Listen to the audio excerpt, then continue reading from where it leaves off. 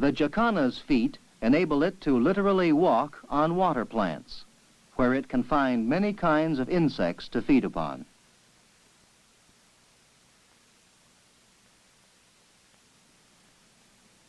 These toes, 2 in front and 2 in the rear, help the woodpecker cling to tree trunks where it can find food.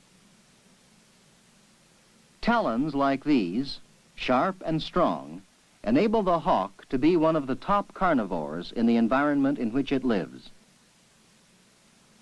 Talons and hooked beak enable it to catch and tear at the flesh of its prey. The parrot's beak is adapted to a function indirectly connected with food gathering.